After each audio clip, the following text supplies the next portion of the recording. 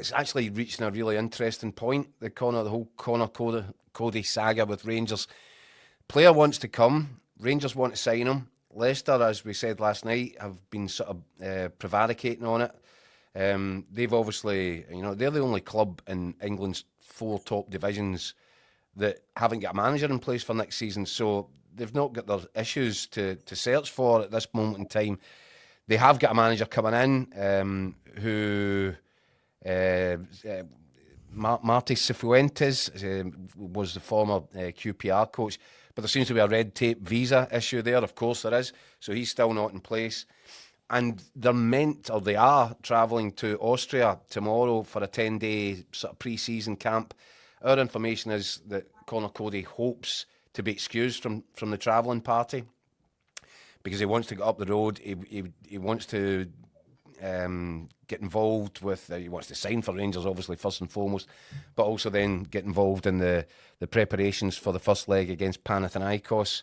And time's an issue now. If he goes away to Austria for 10 days, it becomes a bit more difficult to facilitate that. So I think first and foremost, he's hoping to be left out of the travelling party.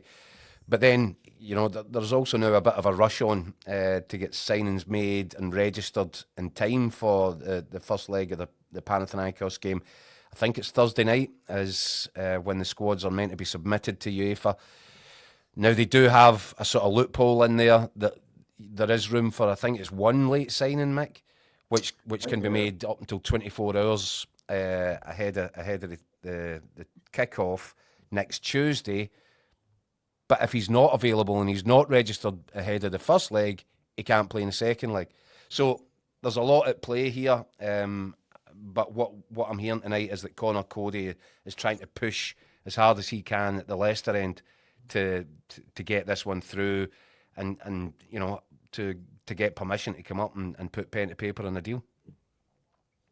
I mean, look, I haven't watched Conor Coady all that much, but Keith, you really rate him, don't you? You think he'll be a really big signing for Rangers? I think he's a cornerstone potentially for Russell Martin, which is why they've expended quite a bit of time and energy on trying to get this deal done. I think Conor Coady would very quickly become, if not, the first name, one of the first names in Russell Martin's starting lineup, and then it's a matter of another playing beside him at centre half. Coady has got all the qualities that Rangers need: experience, leadership, but he's also, do you know what I think what I enjoy watching him as a defender? He's a guy that just loves defending. He's not bad, by the way, with the ball at his feet. He's very strong in the air, but he loves defending first and foremost. And Rangers, I think, have been crying out for somebody like that. I'm trying to think back to Connor Goldson, something like that. It would probably be the last one that a guy that you could absolutely defensively hang your hat on. And obviously Russell Martin has brought in 2 other centre halves, Manny Fernandez and Nasser Jiga.